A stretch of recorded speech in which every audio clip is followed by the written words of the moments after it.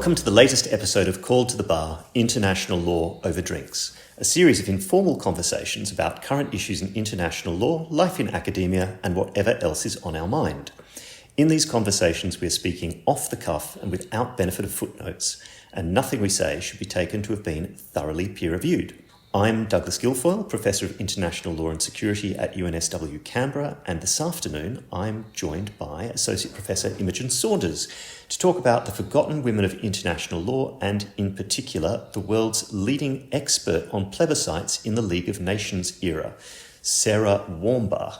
And I hope I'm pronouncing that correctly, and I'm sure we'll get to that. So Imogen, this paper forms your chapter in Imi Tallgren's Portraits of Women in International Law.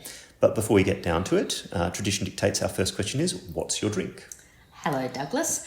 I am drinking a cup of tea.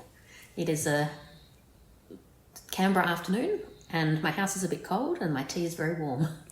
Yes. Well, we're sitting here in your kitchen, and I've got a lemon and ginger tea that's also very warming, having had more than enough caffeine by this point on a Friday afternoon. This is a really interesting chapter. I feel I learnt a lot from reading it. I also felt a bit kind of transported to the world of Frank Morehouse's League of Nations novels, which we may or may not get to. But in context, why are plebiscites important in this period and the work of the League of Nations? So you can fill in some of the historical context for us and actually, just in terms of straightforward legal definitions, what is a plebiscite? Well, a plebiscite is what we would in Australia call a referendum.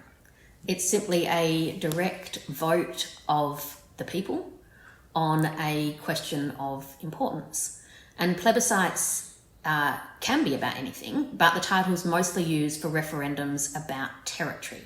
And in particular, whether people of a certain entity want to be part of one country or the other. So it's essentially a form of self-determination. And so in this period, plebiscites were important because there were a lot of territorial entities that were either under protectorates or they were under various mandates of the League of Nations. And time was given, or the time came, I should say, that the protector or the holder of the mandate decided that the people should decide whether they wanted to become part of a country that the territory was near, or whether they wanted to continue being in a protectorate or mandated state. And so there'd be a vote, and that was the plebiscite. Right. So who was Sarah Warmbaugh, and am I pronouncing her name even correctly? It's a good question because I don't know either. I've only read her name. I would say Warmbaugh, but that one I'm not sure of. Maybe a listener will know better than I on this. So Sarah Warmbaugh was technically, I guess, a political scientist, not a lawyer. She was an American citizen who did her undergraduate studies at Radcliffe College. Radcliffe being the college that women went to when Harvard didn't admit women. Right. So if you're a woman, you couldn't go to Harvard at the time, you went to Radcliffe. It is situated right near Harvard. It's now actually part of the wider Harvard campus, but it was a separate institution at the time.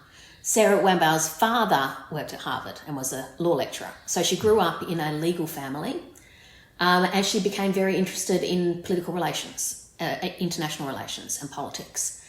And she actually was a protege of James Brown Scott, who was an incredibly influential American international lawyer.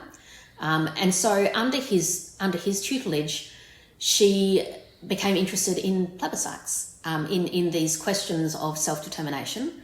And she wrote quite literally the book on plebiscites. It is a massive volume. It was written in the 1920s, and she became the absolute expert on how these things were done. The book basically catalogued all the plebiscites that had happened in recent history. It was an incredibly ambitious empirical project, and Sarah Warmbaugh essentially made herself the leading expert on them. And as a result, then she was appointed to start helping to run plebiscites. Right. so became an expert advisor when a new plebiscite was mooted. So she'd help set up the questions, she'd help with the voting, she'd help with the campaigning. She basically went around the world to advise governments on how best to run a plebiscite. Interesting.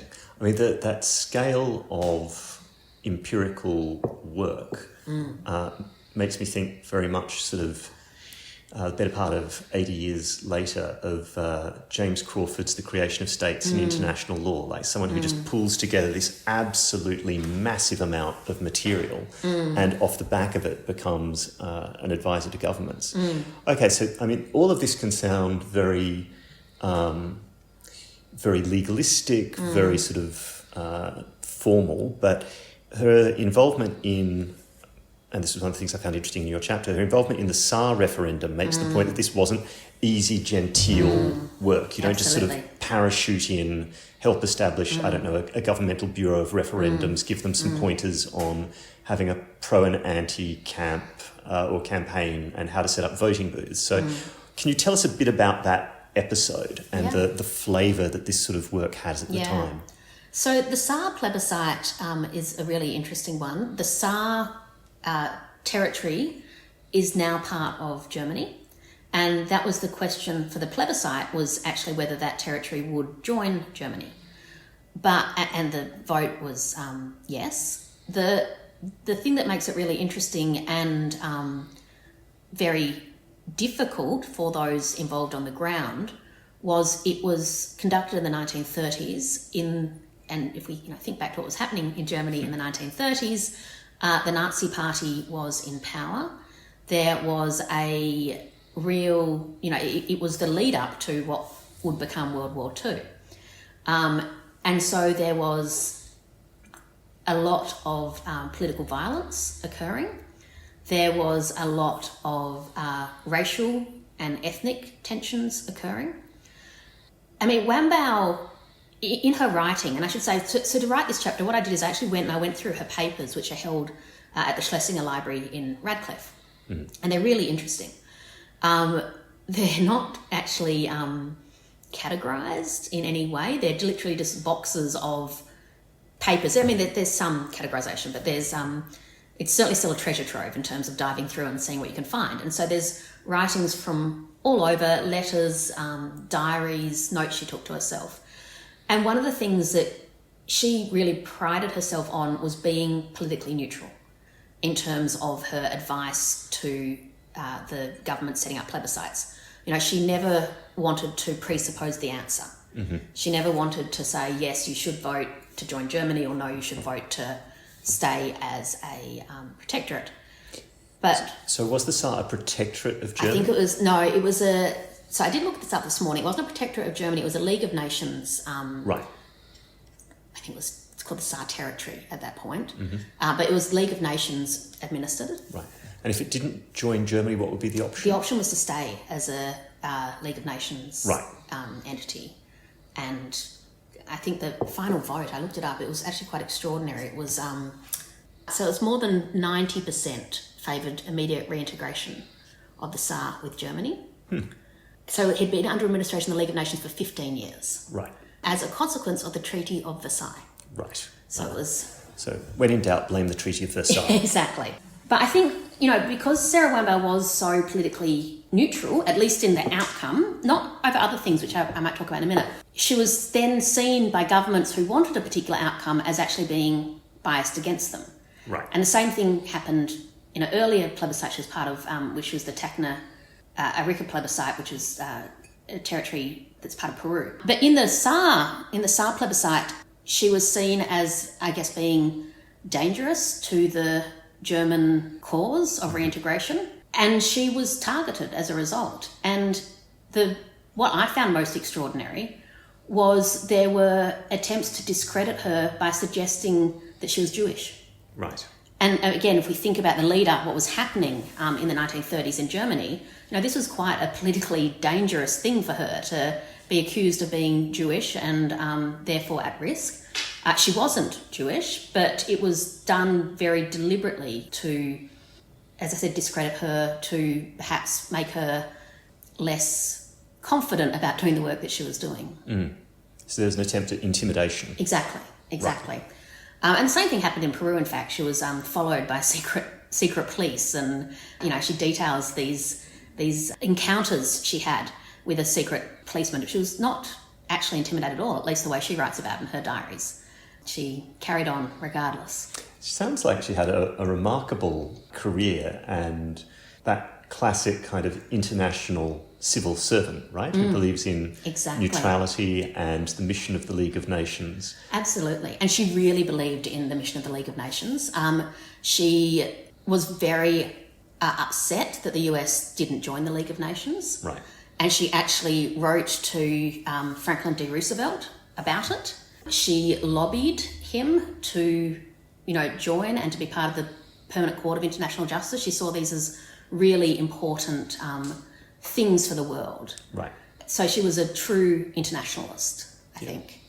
But one of the things that I found really interesting, and I should actually give a shout out here to Professor Karen Knopp, the wonderful Karen Knopp, who unfortunately we lost not that long ago, but she read a draft of this chapter when it was in an early stage and gave me some feedback. And she pointed out to me that, the book we're writing is about, the book this chapter is part of is about women in international law. And Sarah Wambao definitely faced challenges because of being a woman, but she didn't actually talk about it that much, at least not publicly. Mm-hmm. She didn't have an overly, I guess what we'd call an overly feminist agenda that she pushed loudly. Right. Certainly compared to perhaps other women at the time. But what Karen pointed out to me is every single plebiscite she was involved in had voting for men and women. Right. And this is at a time when women in a lot of countries weren't actually allowed to vote. At all. At all, exactly. And although Wambao never made a big deal of it, I think it is a point to note that she was certainly very much about equal franchisement of women alongside men in these very foundational questions. And on that sort of question of equality, we often sort of talk of the League of Nations as being the first international institution that made a serious thing of employing women, but it wasn't that keen on giving them titles, was it? That's right. That was one of the things that she was up against. That's exactly right. So when she was appointed to be part of the SAR plebiscite, she was appointed by the League of Nations because it was a League of Nations territory. And she was the expert at this point. She'd written the book. It was the only book in the world on plebiscites. But she was appointed, and the first suggestion was that she got appointed as a secretary to the commissioners. Right. The world expert. The world expert. It's like if you had a commission on, to use your earlier example, a commission on statehood, and you rang up James Crawford and said, well, we'd like you to be the secretary, please. Yeah. Not actually on the commission. She didn't accept that. When she was approached for the secretarial role, she challenged this to the president of the League of Nations, the first president of the League of Nations, Arthur Sweetster, who she was friends with. They have ongoing correspondence. And she said, I should be a fully fledged commissioner. The position which I've enjoyed for years as the chief and almost the only writer on international plebiscites, it is a time for truth rather than modesty, would make such an appointment appear fitting, which I think is a fair argument. Mm-hmm. Sweetser agreed, but he said, essentially, you're right, but I'm not sure the council will go at making you a fully fledged commissioner. Instead, what they did is they appointed her as the technical advisor attached to the commission. Right. So even with this pushback, even with her qualifications, she still couldn't be appointed as a full commissioner, but it was a paid position and it was a non-secretarial position.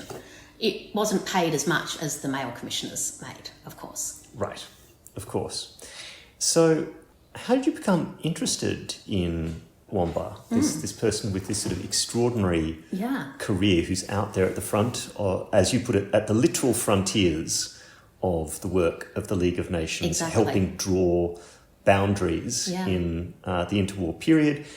I presume that she would have thought that this was incredibly important work for peace. Right? Absolutely. Drawing where the boundaries will be. Exactly. But she's not someone who's widely known. No. How did you come across her at all? So the start of this piece was actually when I was doing my PhD. As we've talked about earlier in this podcast, my PhD was on general principles of law recognised by civilised nations. So it's a very specific area of international law. And as part of the PhD, I was looking at the incorporation of Article 38 1C into the statute of the International Court of Justice. Mm-hmm. Now, that provision in the statute of the International Court of Justice is identical to the provision as it appeared in the statute of the Permanent Court of International Justice. So for my research, I was really interested in looking at the genesis of how it got into the PCIJ statute. And so where did these sources of international law, where did they materialise from? So I was doing a lot of historical work around international law documents in the early 1900s. Mm-hmm. So I was getting very familiar with the people who were writing and acting in international law at that time. James Brown Scott was one of the people whose work I'd read a lot of. And one afternoon I was struggling a bit with writer's block, and I thought I'd just walk down to the library and have a look at the shelves and see if anything jumped off. Because, and it's interesting actually, but a lot of the work from that period hasn't yet been digitised. So I was actually working with physical books a lot, which is getting more and more uncommon in the research we do. Yeah. And I was in the library and I was looking at the books and I saw Sarah Wambau's book. And it has her full name on the spine. It's a big book, as I said, and it has in gold on the spine, Sarah Wambau, 1920. And I realised that although I'd been, reading this material for about a year at that point, I had never come across a book written by a woman in that period. And so I was just like, who is this woman? What is this book? What's a plebiscite? I didn't know what a plebiscite was. And so I got the book out, and it's this extraordinary book full of maps and all kinds of things. And I just got fascinated by her. And so I just started reading. And as you say, there's not that much written about her. She was contemporaries of people like Manly O. Hudson, who became a judge of the Permanent Court of International Justice. James Brown Scott, as I said, she wrote to and advised presidents, but in the histories of international law, she's not really in them. And so I thought, well, I'd like to find out more about her. I'd like to write more about her. And I found out that she had gone to Radcliffe. I found out that there were these boxes of papers in the Schlesinger Library. And in 2019, I was over in the US and I managed to make time to go up to Harvard and spend 3 days just going through the boxes and essentially taking photos of every document that was in them. And then I came home and started shifting through them and, found this story, which I find personally really fascinating. So even with those resources that you did find, what were the challenges in writing a piece like this on someone who has essentially been forgotten? What were the gaps in the record? It's a really good question. I mean, all her formal things are noted, and certainly, there are records that show, the jobs she did. There's a Wikipedia entry on her, so she's not entirely forgotten.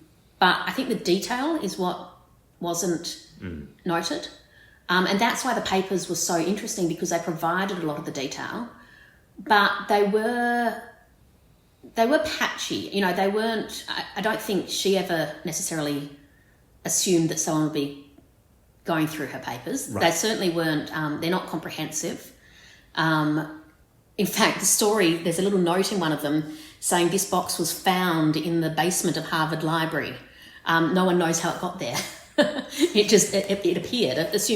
Presumably someone donated it at some point, but it was just forgotten about, and then someone found it years later. Well, this is the joy of archival work. Going the other way, I knew someone at Cambridge when I was doing my PhD who had spent 3 or 4 years merrily working on what they presumed to be a trove of documents that they were the first to look at from, I think, a post-war occupation archive in Germany, and then later discovered that what she was actually working from was a selection of documents that someone had made from a much larger archive and carted off, and then she had to go and find the original archive. So it is very strange what happens with the material history of documents. No, and it was the first archival research I'd done in that way. As I said, I'd done a lot of historical research. That was all published publications, books, and things like that. So this is the first time going through documents that aren't public, that aren't available, that certainly I wasn't the first to look at, but I'm the first to write on the basis of them. And it's a bit like a treasure hunt. You never know what you're going to find, what's going to turn up. It's really, really interesting work, I think, to piece that together from the documents that are there. And did you get much of a sense of her personality? You said that to some extent you had to infer things, like, she wasn't an obvious feminist, and yet every referendum, every plebiscite she does has equal voting for men and women, and maybe that tells us something. So, and she was obviously, on her own account, not particularly easily intimidated. But what else did you discover about Wambao the person? So there wasn't, the documents were mostly professional. So I guess that's the first thing to say, is that she obviously cared about her work a great deal, and really her work, I think, was her life to an extent. She was very close to her parents, and her father, as I said, was a law professor at Harvard, and he advised her during her career. So if she had a legal question, she'd often write to him and, bounce ideas off him, and he'd write back. He introduced her to a lot of his academic and professional friends. So there's definitely, and this is another point I think that's worth saying, that, she definitely came from a space of privilege. Although she faced challenges because of her gender, she was also a white, educated woman who had contacts in the professional and academic spaces at the time. But also a father who took her seriously as a professional. That's true. That's absolutely true. I wouldn't think was particularly common around 1920. No, exactly. That's right. Though, and I wonder if this rankled with her, because it rankled with me when I read it, she was always introduced in the context of her father. So even though she went on to do this amazing work, she gave so she was, the first woman to lecture at the International Law Academy, the Academy de Droit International. She gave an address to the American Society of International Law. But this is the one that when she was introduced to the American Society of International Law, she was introduced in the context of her father having given an address in years previously. Right. Which in some ways, it's natural. You've got that family connection. But again, I think he was supportive, absolutely. But perhaps because of the time, it was also a shadow that perhaps she couldn't escape and be seen as her own person. So there wasn't that much in the papers about her personally, though they're letters, and although the letters are about professional matters, of course, they show you insights into her character. And one of my favourite ones is a quote that she wrote. And I think this was to Arthur Sweetster, perhaps, where she said, "Plebiscites are like matrimony. They are not to be undertaken lightly or informally." She never married. Interesting. And so I think, that's perhaps the insight into how she viewed that institution. But overall, I think she was very carefully neutral in the way she portrayed herself. Interesting. So what does Wambao's life and work tell us about the non-remembrance or erasure of women in international law more widely, do you think? Yeah, I think it's a really good question. I think this is why this book that you mentioned, the title at the beginning, but I'll just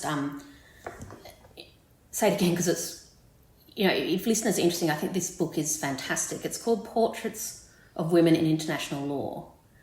And what Imi Talgren at the University of Helsinki did is she gathered together, I think there's about 40 of us in all, 40 people who were writing on women in international law to give a portrait of that particular woman. So they're not extensive biographies, they're smaller sort of character sketches as a way, or biographical sketches, each of them. But what it tells us, when we talk about international law, and I often to my students talk about how it is a male-dominated space. We only have to look at who holds positions of power. There's never been a female Secretary General at the UN. The World Trade Organization has a female Director General now, but this is the first one. If you look at ICJ judges, there are now more women on the bench than there ever have been, but it's been a long time, to get there. And so we talk about international law being male-dominated. We talk about the fathers of international law, we say. We talk about Grotius, and we talk about Lauterpact, and we talk about all these people. And we don't talk about the mothers of international law. And so one conclusion to take from that would be, well, because of the way our society developed, it was the men doing it. Women just weren't involved. But I think what this book points out is actually that assumption doesn't bear fruit. Yes, it was mostly the men doing it, but women were absolutely involved and integral. It's just that their roles were not championed or titled or remembered necessarily. Right. And I think what this book is doing is pointing out that women have made massive contributions to international law, and it's something that, as we look at histories of international law, we need to be inclusive of trying to find the people who were not given the attention that they were doing the work. Right, absolutely. And as someone who works in international criminal law, it's very hard to get away from the Nuremberg trials, which left not only obviously a mark on the law, but this rich visual archive as well. And one of my favourite photos from the trials is actually of a place which I think was called the Document Room. And it's this massive hall which appears to be ankle deep in this snowdrift of paper. And there are these benches where documents are being managed and organised, and everyone in the shot is a woman. And it's so distinctive because basically every shot of the actual trial room itself is just men. Well, in conclusion, we normally have our 3 questions. What are you working on? What would you recommend in relation to this topic? And our new question for you, what would you be if you weren't an international lawyer? Let's go to recommendations first, because obviously the portraits of women in international law edited volume would be part of this. But is there anything else you'd draw attention to? Actually not. I think that's probably my recommendation, because I think it's a terrific book, and I'm not just saying that because I've got a chapter in it. I just think it's, lots of other people, incredible people, have chapters. Hilary Charlesworth has written for it. Karen Knopp, as I said. Di Otto at University of Melbourne. It's a great diversity of authors and of subjects, and I just think I'd really recommend it. Terrific. And I guess it sort of stands in an increasingly wide canon of feminist recovery of international law. So projects like, feminist judgments, which is obviously a wider thing than just international law, but that sort of question of, how would we rewrite classic judgments from a feminist perspective? Yeah, absolutely. And actually that's a good point. I would recommend that book too. I use the chapter on the jurisdictional immunities case to teach that case to my international law students. And so much of these rewriting of judgments is about context. It's about providing the things that sometimes when you read a judgment, you're like, why on earth is this person making this argument? Surely they must know it's a losing argument. And then you read the context, you're like, oh, okay. When you actually look at this in the history of the 50 or 100 years before, suddenly what they're saying makes a lot of sense. Right. But when it's just by itself, it can seem ridiculous. And so I think that project is a really great project and really useful for students and practitioners of international law who we think we might know everything about a case, and then you have to rethink your assumptions. Yeah, the cases have a biography of their own as well, not just, as you say, not just the people involved, and there's a lot to reclaim there, but also the context, the history and assumptions that everyone brings to things at a particular moment. Okay, so what else are you working on at present? It's perhaps not been that long since we last asked you this question. No, I'm trying to think. I have my ongoing project on populism in international law. When I talked to you last, I was in Geneva doing the fieldwork for that. Well, actually, no, when I talked to you last was our group therapy episode, but which was great. So at the moment, what we're doing is trying to work out what to do with all that fieldwork. I had incredible interviews with a number of diplomats, of institutional staff, people from non-government organisations, and now it's a matter of shifting through that data, essentially, working out how best to present it. what it tells us. It's the terrible thing about research. You kind of go in with one question and usually in the course of doing it wind up with many more than you started Absolutely. with. I think we're at the stage of the project where it's just burgeoning out bigger and bigger and bigger, and it's... But out of that Geneva trip, was there any one or two kind of things that leaped to mind as being particular insights or things that made you kind of look at things slightly differently? Yeah. For me, what became very obvious was the impact of the structure and culture of the institution with how much populist governments were able to influence or even affect negatively that institution. And in particular, institutions with very strong traditions of consensus, notably the World Health Organization and the World Trade Organization, are particularly susceptible to not just populist governments, but really any government from being able to throw a spoke in the wheels. Right. Because if you're trying to achieve consensus for everything, all it takes is one government to get the train off the tracks. Yep. In other organisations, such as the Human Rights Council, where voting is the norm and accepted, and consensus would be unthinkable mostly, it's a lot harder because it's not just one government that can derail. You've really got to get a group together to actively impede things. Right.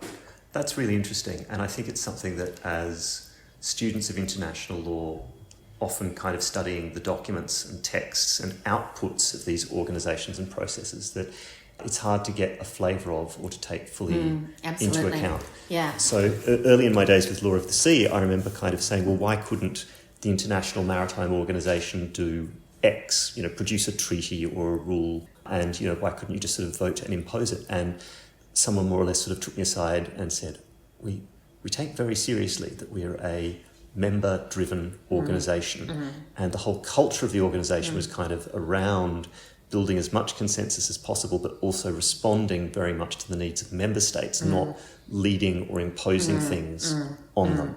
Absolutely. And it is interesting to see what those differences of institutional mindset and culture make in terms of how international law works. Exactly. And the culture point, I think, is a really big one because, you can look at the constitutive documents of institution and say, oh, well, they can vote. Like the World Health Organization can vote. It can go to the vote.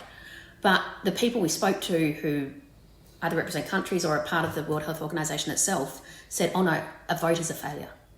If a measure at the World Health Organization goes to vote, it means it's failed. Consensus is the goal. And going to a vote is just, it means we failed. Right. Interesting. Okay, and now our new kind of wrap-up question. Yes. What would you be if you weren't an international lawyer, Imogen? So I have this plan for when I win lotto. I would own a bookshop. Right. I would own a bookshop by the beach. The beach is an important part of the plan. Okay. As you know, I enjoy reading very much, as do you. I particularly enjoy and am interested in books for children and young adults. Mm-hmm. So my bookshop would specialise in these books, though it wouldn't be only children and young adults. But I would have one rule in my bookshop, and that is no celebrity authors. Goodness. Well, given the way of things and the sort of trouble that celebrity authors get themselves into, that's probably a very good rule. Exactly. And that might be a very good place to stop. Imogen, thanks for joining us once again. And to everyone listening, bye-bye and see you in a week. Bye.